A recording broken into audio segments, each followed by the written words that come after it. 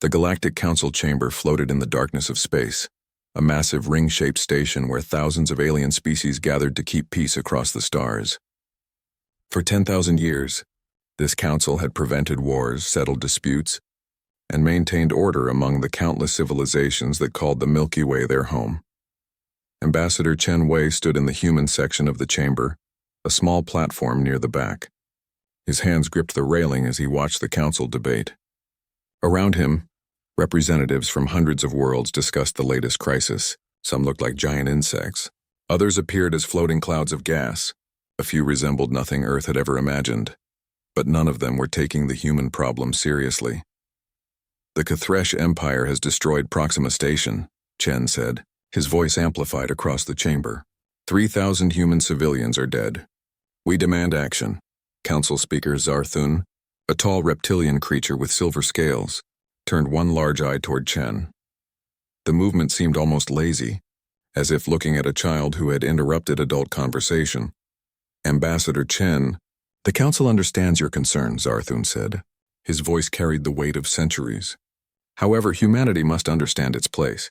You joined our community only 50 years ago. You are a protected junior species. These matters require careful consideration. Chen felt his jaw tighten. Protected junior species. The title sounded nice, but it meant humanity had almost no rights. Earth could not build powerful weapons. Humans could not claim new territories. They could barely defend themselves under the treaties they had signed. Careful consideration? Chen kept his voice steady. While you consider the Cathresh are moving toward our other colonies, they will attack again. Across the chamber, War Master Kreltak rose from the Cathresh section. He stood 3 meters tall, covered in black armor that seemed to absorb light. His species had conquered 40 star systems in the past century. The council had done nothing to stop them.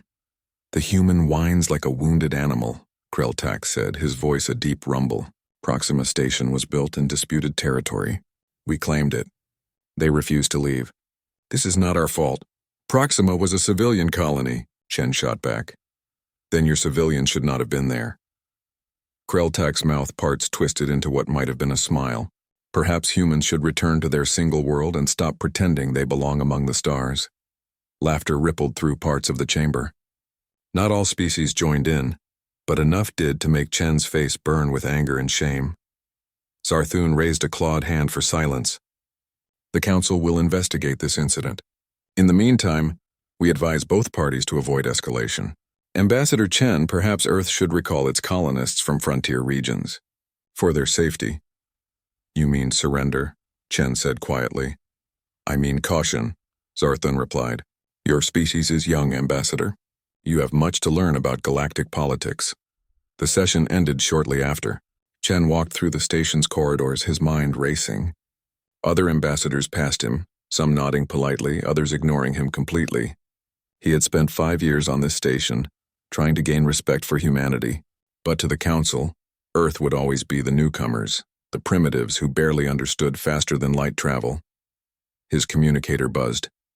Chen glanced at the message and felt his heart skip. It was from Admiral Elena Vasquez, commander of Earth's defense fleet. The message contained only 2 words. They're coming. Chen found a secure communication booth and called back. Vasquez's face appeared on the screen. She looked tired, her gray hair pulled back in a tight bun. Behind her, the bridge of the flagship was busy with activity. The Cathresh fleet is moving, Vasquez said without greeting. Our long-range sensors picked them up an hour ago. 5,000 ships heading straight for Earth. Chen felt cold. 5,000? We have 50 ships. 48, Vasquez corrected. We lost 2 last week to engine failures. Chen, we cannot fight this force. The Council knows this. The Cathresh know this. They are coming to finish what they started. I will demand an emergency session, Chen said. The Council cannot allow— The Council will do nothing. Vasquez's voice was flat. We both know this. They have watched the Cathresh conquer system after system. They write reports and hold debates and do nothing. We are alone. Chen looked at the Admiral's face on the screen. He had known Elena Vasquez for 15 years. She had been a captain when humanity first joined the Council. She had fought to build Earth's small defense fleet, working within the strict limitations the treaties imposed. She was a fighter, not someone who gave up easily. But now she looked defeated. How long do we have? Chen asked. At their current speed, 6 days until they reach Earth's solar system. Maybe 7 if they slow down to gather their formation. We need to evacuate 10 billion people in 6 days? Vasquez shook her head. Impossible. And where would they go? No council world will take that many refugees. We both know that too. Chen sat down heavily. Then what do we do? Vasquez was quiet for a long moment. Then she leaned closer to the screen, her voice dropping to barely above a whisper. I need you to do something for me, Chen. I need you to send an official response to the Kthresh ultimatum. What ultimatum? They have not. They will send it in 3 hours. I have sources. Vasquez smiled slightly. When they demand our surrender, tell them humanity needs 72 hours to consider. Chen frowned. Why 72 hours? Elena, what are you planning? I am planning to follow orders, she said carefully. Orders from a chain of command you are not part of. But I need those 72 hours. Can you get them for us? The council will pressure us to surrender immediately. I know. But you are a talented diplomat, Chen. You have spent 5 years learning how to talk in circles, how to delay, how to make meetings last forever. Use those skills now. Get us 3 days. Chen studied her face. There was something in her eyes, something he had not seen in years. Hope? No, not quite. It was something harder than hope. It was certainty. You have a plan, Chen said. Something you are not telling me. I have my orders, Vasquez repeated. That is all you need to know. Will you get us the time? Chen nodded slowly. I will do what I can. Good. Vasquez reached toward the screen. Chen, whatever happens in the next few days, remember this. Humanity did not come to the stars to bow. We came to stand tall. The communication ended. Chen sat in the dark booth for several minutes thinking. Vasquez was hiding something big. He could feel it. But what could she possibly do against 5,000 warships? His communicator buzzed again. This time it was a message from the Kthresh Empire. Chen opened it and read the words he had been expecting. To the primitive species of Earth, surrender your worlds within 12 hours, or face total annihilation. This is your only warning. Chen smiled grimly and began composing his response. If Elena needed time, he would buy her every second he could. He wrote carefully, using all the formal language and diplomatic phrases he had learned. His message was polite, respectful, and asked for 72 hours to allow Earth's government to properly consider such an important decision. He sent the message knowing the Kthresh would be furious at the delay. But they would grant it.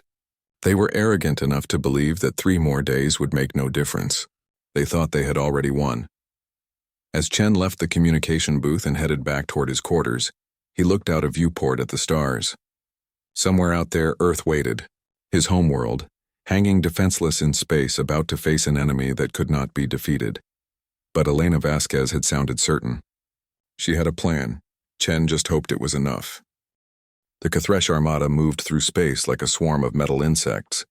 5,000 warships, each one bristling with weapons that could crack planets. They traveled in a formation that had conquered dozens of civilizations. At the center of the fleet, War Master Kreltak stood in his command ship and watched the displays. How long until we reach the human homeworld? He asked. 4 days, War Master, one of his officers replied. The humans have requested 3 days to consider surrender. Kreltak's mouth parts clicked together in amusement. Let them have their time. It will make no difference. Have they begun evacuating their planet? Yes, War Master. Our scouts report thousands of civilian ships fleeing Earth. Their military vessels remain in orbit, but they are not preparing defensive positions. Of course not, Kreltak said. They know they cannot win. This will be simple. We will destroy their military, claim their world, and the Council will write another of their useless reports. By the time they finish debating, humanity will be a memory. He turned away from the displays, confident in his victory. Behind him, the great fleet continued forward, unstoppable as a force of nature. Admiral Elena Vasquez stood on the bridge of her flagship and watched Earth grow larger on the screens. Around her, officers worked quietly at their stations. They all knew what was coming. They had all made their peace with it, or so they thought. Admiral, incoming communication from Luna Command, her communications officer said. Encrypted channel. Eyes only. Vasquez nodded and moved to her private ready room. She sealed the door and activated the screen. The face that appeared belonged to General Marcus Stone. the highest-ranking military officer in the solar system. He looked old and tired, but his eyes were sharp. "Elena," he said simply. "Marcus, are we ready?" "We have been ready for 40 years, Stone replied. "The question is whether this will work. We have never tested it in real combat. We have never even taken it out of the hangar. We built it for this exact situation," Vasquez said. "The council gave us restrictions. They told us what we could not build, so we built something different. Something they never imagined." Stone nodded slowly. "I am sending you the access codes now. Luna Base Omega will respond to your command. But Elena, once you give the order, there is no going back. The galaxy will know what we have done. Some will call it brilliant. Others will call it the worst treaty violation in history." "We never signed their weapons treaties," Vasquez said. "We only agreed not to build ships using their technology. This is our technology. Human engineering. Human innovation. The Council will not see it that way. The Council is not about to be invaded by the Kthresh." Vasquez shot back. "We are. When your home is threatened, you use every tool you have. If they wanted us to follow their rules, they should have protected us when we needed it." Stone smiled slightly. "Spoken like a true warrior." "Very well, Admiral. Luna Base Omega is yours to command. The facility is fully staffed and ready. They have been waiting for this moment for decades. Some of them have spent their entire careers on this project, never able to tell their families what they really do." "I know," Vasquez said quietly. "I was stationed there for 3 years early in my career. Before I was promoted to the public fleet, I know what we have built. I know what it can do. Then you also know what happens if it fails. The Kthresh will destroy Earth. Humanity will cease to exist as a free species. It will not fail," Vasquez said with certainty she did not completely feel. "How can it? We designed it specifically to fight enemies like this. We studied every battle the Kthresh ever fought. We analyzed every weapon system the Council species use. We built something to counter all of it." Stone nodded. "Then I will leave it in your capable hands." "Good hunting, Admiral." The communication ended. Vasquez sat alone in her ready room for a moment, feeling the weight of what was about to happen.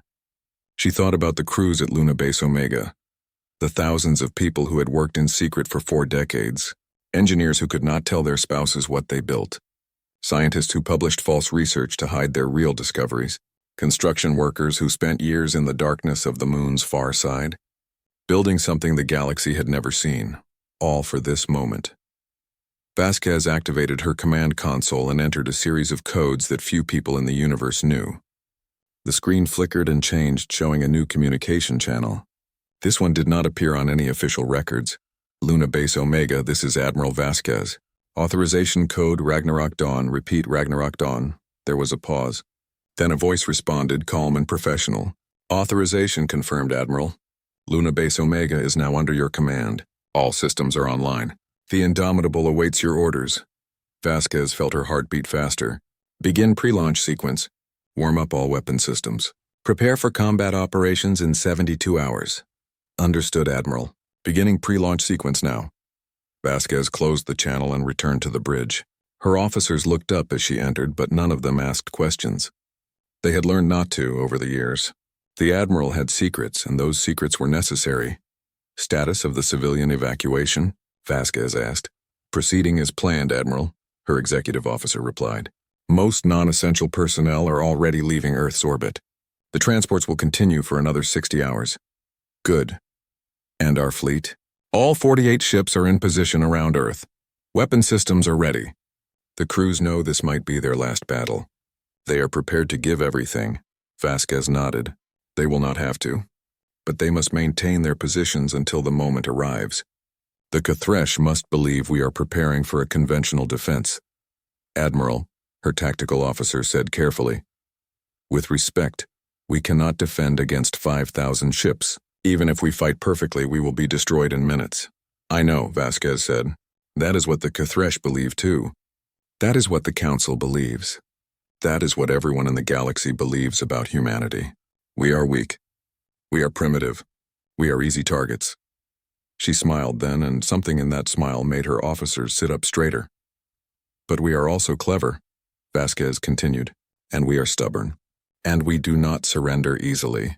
The Kthresh are about to learn this lesson, so is the rest of the galaxy. On the moon's far side, Where no telescopes from Earth could see and no council satellites could monitor, massive doors began to open. They were hidden in the rock, camouflaged so perfectly that they appeared to be natural crater formations. But they were not natural. They were the largest hangar doors ever built by human hands. Inside the hangar, something vast waited in the darkness. It had no lights active. Its systems ran in silent mode. But slowly, carefully, power began to flow through its massive frame. Reactors that had idled for years started to build energy. Weapon systems that had never been fired in combat ran through diagnostic checks. An artificial intelligence that had been designed specifically for warfare began to wake from its long sleep. The ship was 15 kilometers long. It massed more than Earth's entire public fleet combined. Its armor was made from materials that did not officially exist. Its weapons were based on theories that human scientists had developed in secret, hidden from council oversight. Its engines used technology that the galaxy believed was impossible. For 40 years, humanity had poured resources into this single vessel. They had bankrupted colony funds, diverted materials, and told everyone it was for mining operations. They had lied to the council. They had lied to their own people. They had built this ship in absolute secret because they knew that one day they would need it. That day had arrived. Deep in the ship's core, Captain James Rodriguez sat in the commander's chair and watched his crew work. He was 53 years old. He had joined this project when he was 25. Fresh from the academy. He had spent nearly 30 years stationed at Luna Base Omega, unable to tell anyone what he really did. His family thought he worked in lunar mining. His friends believed he was a bureaucrat. But he was a warship captain, and his ship was about to change the galaxy forever. "All stations report ready, Captain," his first officer said. "The Indomitable is prepared for launch." Rodriguez nodded. "Maintain pre-launch status. We launch when Admiral Vasquez gives the word, not before. The timing on this must be perfect." "Understood, sir." Rodriguez looked at the main view screen, which showed the hangar doors slowly opening above them. Soon, very soon, they would fly through those doors. They would emerge from hiding and reveal themselves to a galaxy that thought it knew humanity's capabilities. He smiled grimly. The Cathresh were coming, confident in their overwhelming numbers. They believed they were about to crush a weak, defenseless species. They were wrong. Humanity had teeth, sharp ones, and the Cathresh were about to feel them. The Cathresh fleet entered Earth's solar system like conquerors returning home. 5,000 warships dropped out of faster-than-light travel in perfect formation. Their sensors immediately began scanning for targets. Their weapons powered up, ready to rain destruction on the primitive human world. War Master Kreltak stood on his command bridge and looked at the tactical display. Earth floated ahead, a small blue marble surrounded by 48 human warships. Such a tiny force, almost insulting. "The humans have not fled," his tactical officer reported. "Their military vessels remain in defensive positions around their homeworld." "Fools," Kreltak said. "They choose to die with their planet. How noble, how pointless." He turned to his communications officer. "Send them a final message. Tell them they have one last chance to surrender. After that, we begin the assault." The message was transmitted. On Admiral Vasquez's flagship, the communication officer looked up. "Sir, the Cathresh are offering final surrender terms." "Ignore it," Vasquez said calmly. She checked her chronometer. "We have 6 hours until they enter optimal firing range." "Are all civilian ships clear of the combat zone?" "Yes, Admiral. The last transport departed 30 minutes ago." "Good." Vasquez activated her secure channel to Luna Base Omega. "Captain Rodriguez, status report." On the far side of the moon, Rodriguez responded immediately. "All systems are green, Admiral. The Indomitable is ready to launch on your command." "Stand by," Vasquez said. She switched to a different channel, this one connecting her to the entire human fleet. "All ships, this is Admiral Vasquez. You have all served with honor. You have protected Earth when the Council would not. In a few hours, the Cathresh will attack. They believe they have already won. They are about to learn otherwise." She paused, choosing her next words carefully. "Some of you know about Project Ragnarok. Most of you do not. That is about to change. When the battle begins, follow your orders exactly. Maintain your positions. Trust in the plan. And remember, we are not just fighting for Earth today. We are showing the entire galaxy what humanity can do." Across the fleet, Captains and crew members looked at each other with confusion and hope. Project Ragnarok? What was that? But they trusted their admiral. If she said there was a plan, then there was a plan. The Cathresh fleet moved forward slowly, savoring their approach. They were in no hurry. The humans had nowhere to run. War Master, we are detecting unusual energy readings from the human moon, a sensor operator reported.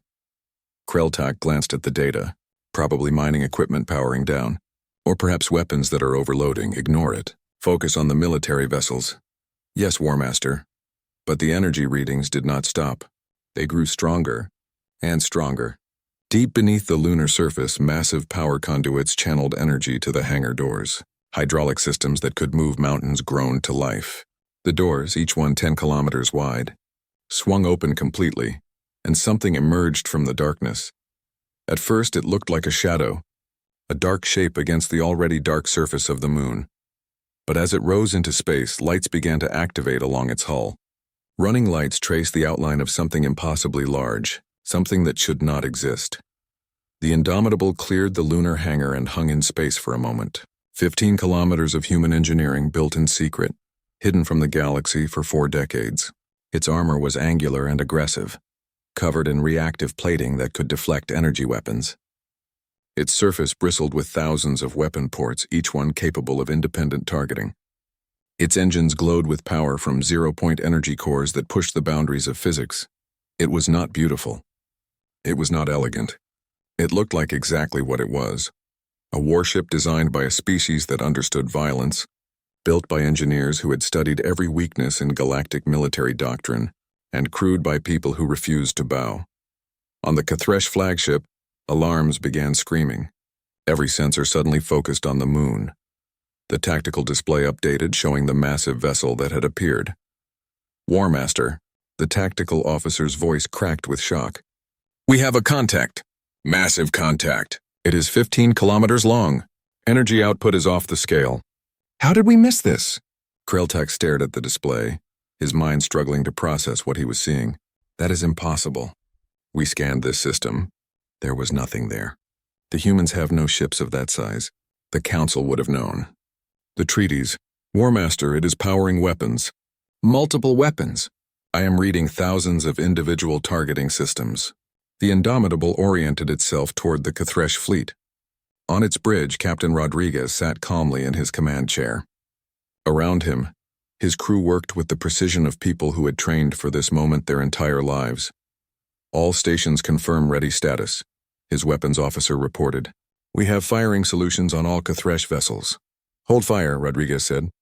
Admiral Vasquez has the command authority.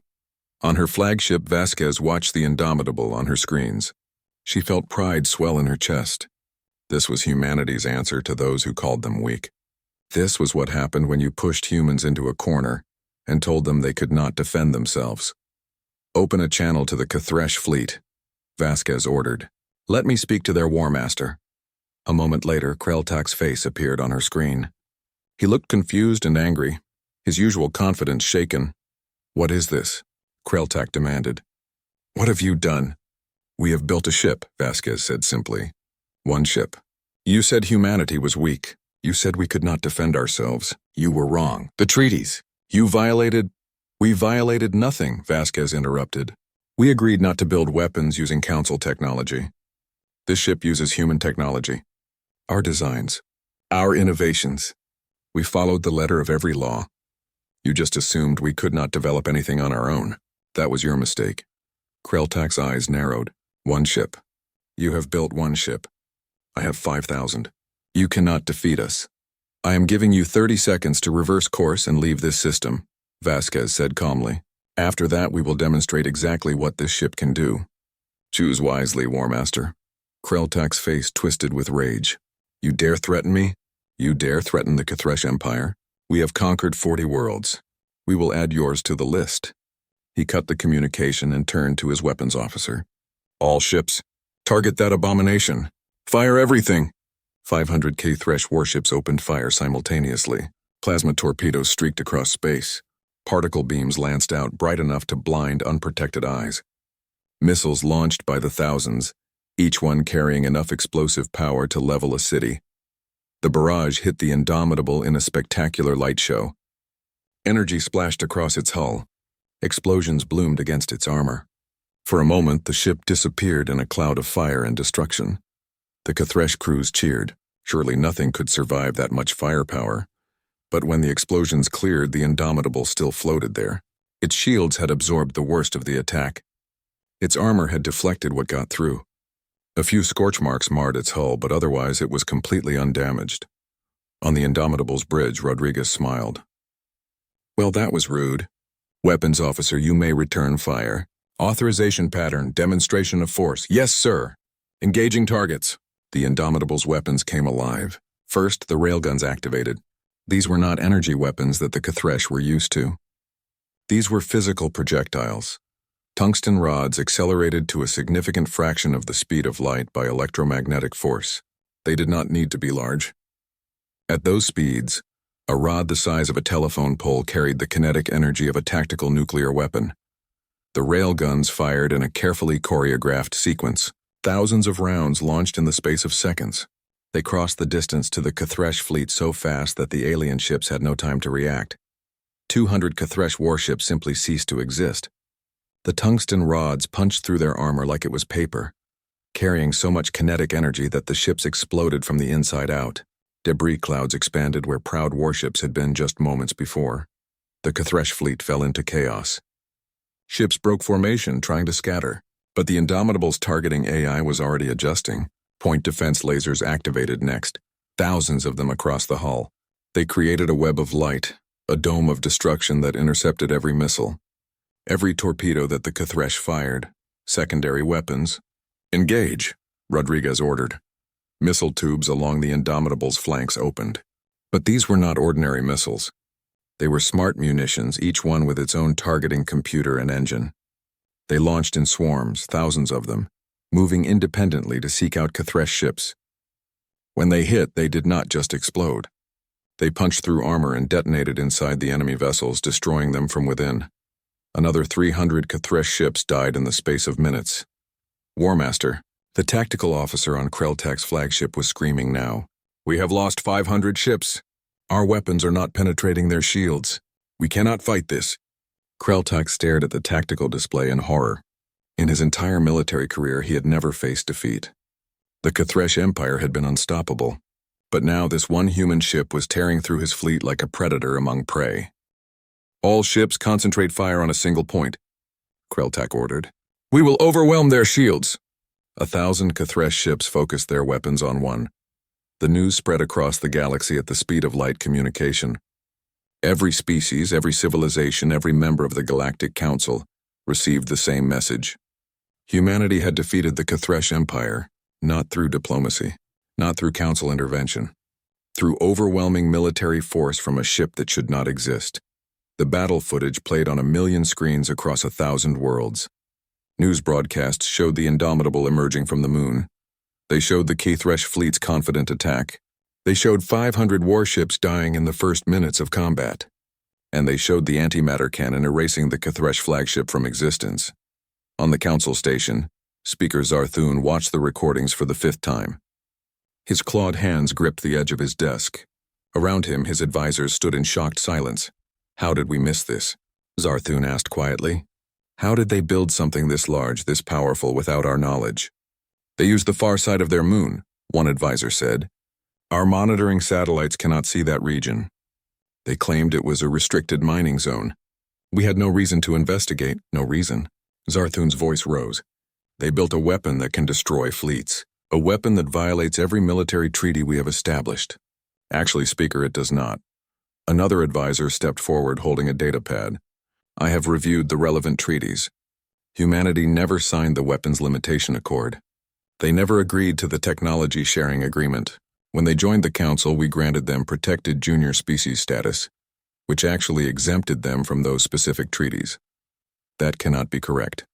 "It is, Speaker. We assumed they would follow our weapons guidelines because everyone does. We assumed they lacked the capability to develop advanced military technology on their own." Both assumptions were wrong. Zarthun sat down heavily. "Assemble an emergency council session, immediately. Every species must be informed. We need to decide how to respond to this." The council chamber filled within hours. Representatives from hundreds of worlds gathered, all talking at once. The normal order and dignity of the chamber was gone, replaced by chaos and fear. Some species demanded that humanity be sanctioned. Others suggested forming alliances with Earth. A few quietly calculated how to steal this new technology.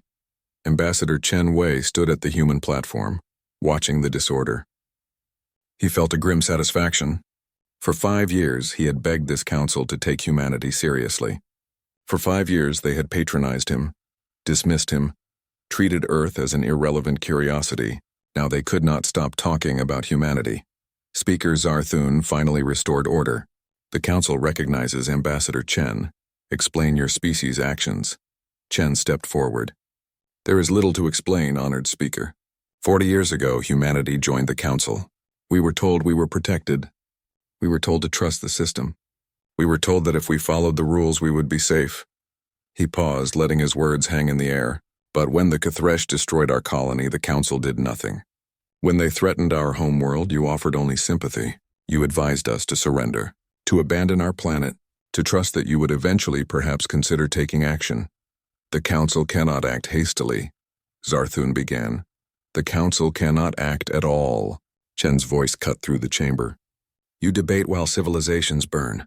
You write reports while species die. We realized years ago that we could not depend on you for our security, so we took responsibility for our own defense. By building a dreadnought in secret, another representative, a being made of crystalline structures, spoke up. This is deception. This undermines the trust that the council is built upon. We built a ship using our own technology, Chen replied calmly. We violated no laws because we signed no weapons treaties. We were very careful about that. You may review our membership documents. You will find that we agreed to your trade regulations, your territorial boundaries, your cultural exchange programs. But we never agreed to limit our military development. This is semantics, the crystalline being argued. No, Chen said firmly. This is survival. You call it deception. I call it prudence. You claim we undermined trust. I say you failed to protect us when we needed it. The Kthresh came to destroy Earth. Where was the council? Where was the trust you promised? The chamber fell silent. Chen pressed his advantage. For 10,000 years you have maintained peace. But you have maintained it through bureaucracy and delay, not through strength. You have grown comfortable, slow, afraid to act. The Kthresh knew this. That is why they have conquered 40 systems while you wrote reports about them. And you stopped them with violence, Zarthun said, with overwhelming force. You destroyed thousands of ships. Millions of Kthresh warriors died. They came to kill 10 billion humans, Chen replied. They chose violence. We simply responded to it. Would you have preferred we die peacefully? Does that fit better with your vision of order? Another representative spoke up, this one from a species that resembled enormous insects. Ambassador Chen, we understand your position, but you must see our concern. This ship of yours, it is more powerful than anything we have seen in centuries. It changes the balance of power in the galaxy. How can we trust that humanity will not use it to conquer, as the Kthresh did? Chen was quiet for a moment. This was a fair question, and it deserved a real answer. You cannot trust us, he said finally. Just as we learned we cannot trust you. Trust must be earned through actions, not words. We did not build the Indomitable to conquer. We built it to survive, but we will keep it and we will build more if necessary, because we will never again put our fate in the hands of a council that moves too slowly to protect its own members. More? Zarthun's eyes widened. You are building more of these ships? Chen smiled slightly. Did you think we would build only one? The Indomitable has 3 sister ships in various stages of completion. They will be finished within 2 years. We are not hiding this information. In fact, we are being very open about it. We want the galaxy to know that humanity is no longer defenseless. We want every would-be conqueror to think very carefully before threatening human worlds. The chamber erupted in arguments. Some species called for sanctions. Others demanded inspections of human facilities. A few quietly approached Chen about trade agreements and potential alliances. Admiral Vasquez watched the council broadcast from her flagship. Beside her stood Captain Rodriguez, who had taken a shuttle from the Indomitable to join her. They watched as Ambassador Chen defended humanity's actions with calm precision. He is good at this, Rodriguez observed. Better than I would be. I would have told them all to go to hell. That is why Chen is the diplomat and you are the warrior, Vasquez said with a slight smile. He knows how to speak their language. He knows how to turn their own rules against them. Will they sanction us? They cannot. We broke no laws, and now they are afraid of us, which is exactly what we need. Fear commands respect in a way that politeness never does. A communication came through. Admiral, we are receiving requests for information from 17 different species.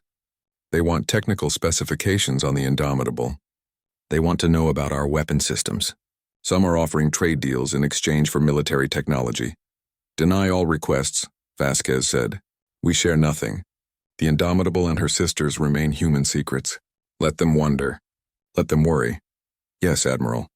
Rodriguez looked out at the Earth, visible through the flagship's viewport. Do you think this changes things? Really changes them? Yes, Vasquez said. Before today, humanity was a protected junior species. A footnote in galactic history. Now we are a military power. The Council will have to negotiate with us as equals. Other species will seek our friendship or fear our enmity. We have forced our way to the table, James, by building something they could not ignore. The Cathresh survivors will want revenge. Let them want it. Their fleet is shattered.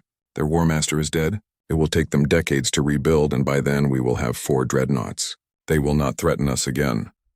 On the Council station, the emergency session continued for hours. Finally, Zarthun called for a vote. The Council must decide, do we recognize humanity's actions as legitimate self-defense, or do we classify them as treaty violations requiring sanctions? The vote was close, but in the end, fear won out over principle. No species wanted to make an enemy of the power that had destroyed the Cathresh fleet. The Council officially recognized humanity's right to self-defense and quietly updated their records to classify Earth as a major military power. Ambassador Chen received the news with satisfaction. He immediately sent a message back to Earth, to the President and the military leadership. It is done. We are no longer junior members. The galaxy will treat us as equals. In the human section of the Council station, a party began. The small human staff celebrated their new status. They had been treated as servants and children for 5 years. Now suddenly other species were approaching them with respect, offering deals, seeking favor. But Chen did not join the celebration. He stood alone at a viewport looking at the stars. He thought about the 3,000 humans who had died. 3 months after the Battle of Earth, as the historians were calling it, the galaxy had changed. Not all at once, not dramatically, but in small ways that added up to something significant. The Cathresh Empire sued for peace within a week of their defeat. Their remaining fleet limped back to their home systems, their warships damaged and their pride shattered. The warrior culture that had driven them to conquer 40 worlds suddenly faced the reality that they were not invincible. Their Senate executed the surviving military commanders and sued for immediate peace terms. Ambassador Chen negotiated those terms personally. He sat across from Cathresh diplomats who would not meet his eyes. The terms were harsh but fair. The Cathresh would return all conquered territories from the past decade. They would pay reparations to Proxima Station survivors, and they would never again threaten human space. The Cathresh agreed to everything. They had no choice. The Indomitable remained on active patrol, a constant reminder of what would happen if they broke the peace. But the Cathresh were not the only ones who noticed humanity's new status. Within weeks, 17 species requested formal diplomatic meetings with Earth. Some wanted trade agreements. Others proposed military alliances. A few, the more ambitious ones, quietly asked if humanity would be interested in selling Dreadnought technology. The answer was always, Narrate Admiral Vasquez stood on the bridge of the Indomitable and watched as construction crews worked on the ship's sister vessel, visible through the viewport. The second Dreadnought, named the Relentless, was taking shape in orbit above Mars. It would be finished in 8 months. The third and fourth ships, the Dauntless and the Valiant, were being built at facilities near Jupiter.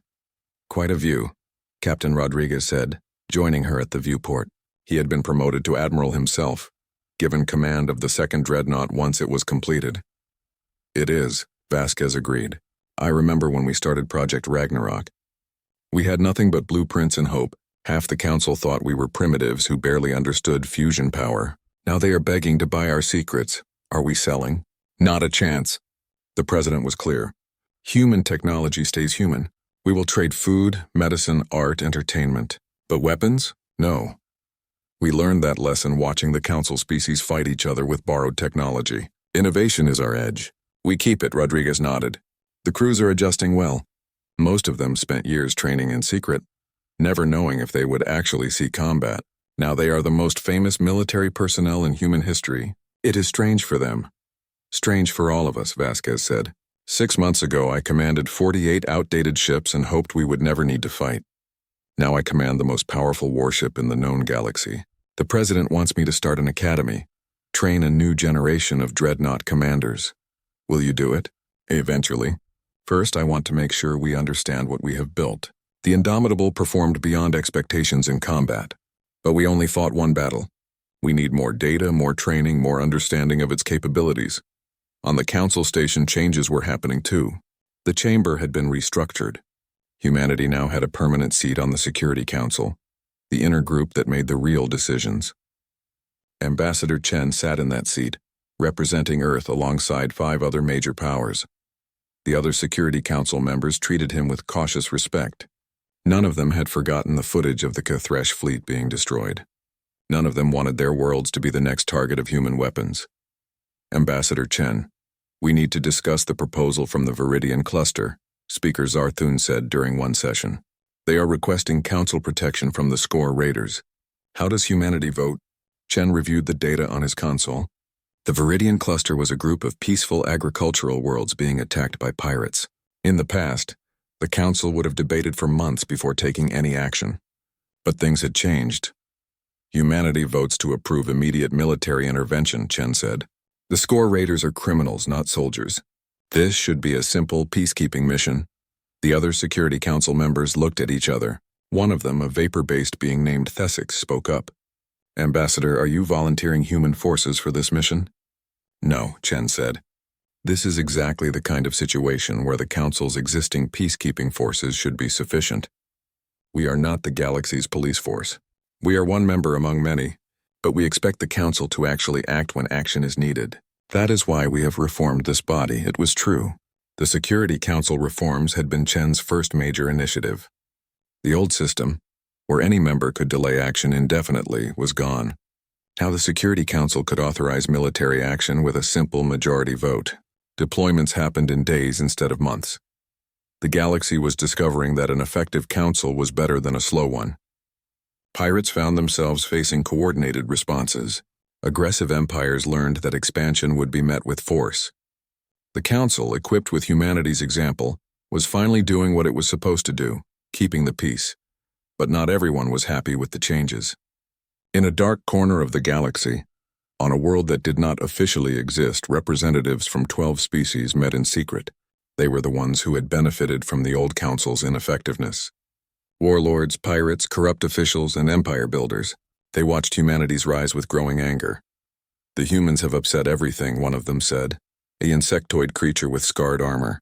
Before they revealed their dreadnought, we had freedom to act. The Council was slow and stupid. Now they move quickly. They enforce laws. Trade in illegal goods is becoming impossible. More than that, another speaker said, this one reptilian. Humanity has proven that a species can develop powerful weapons in secret. Other races are trying to copy them. We have intelligence reports of at least 6 species starting their own dreadnought programs. Then we must act before the galaxy becomes too dangerous, a third voice said. The humans have 4 dreadnoughts. We represent 12 species. If we combined our fleets, we could match their numbers. And then what? The insectoid asked. Attack Earth? You saw what happened to the Kthresh.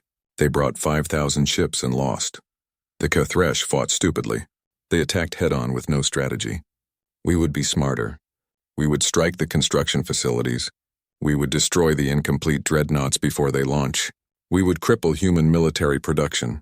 The group debated for hours. Some wanted immediate action. Others counseled patience. But they all agreed on one thing. Humanity had become a problem that needed to be solved. On Earth, in a secure military facility, President Sarah Martinez reviewed the intelligence reports. Surveillance satellites had detected the secret meeting. Analysts had identified most of the participants. The threat was clear. She called a meeting with Admiral Vasquez, Ambassador Chen, and the Joint Chiefs of Staff. They gathered in the Situation Room, deep beneath the presidential complex. "They are planning something," Martinez said without preamble. 12 species, all with reasons to hate the new order we have created. What are our options? "We could strike first," one of the generals suggested. "Hit their facilities before they are ready. Show them what happens when they threaten Earth." "No," Chen said firmly. "That makes us the aggressors. It makes us the very thing we claimed we were not. Conquerors who use military force to impose our will. We would lose all the political capital we have built." "Chen is right," Vasquez agreed. "But we cannot ignore the threat either. I propose we accelerate the completion of the Relentless and Dauntless. Get them operational ahead of schedule, and we increase patrols in strategic areas. Make it clear that we are watching."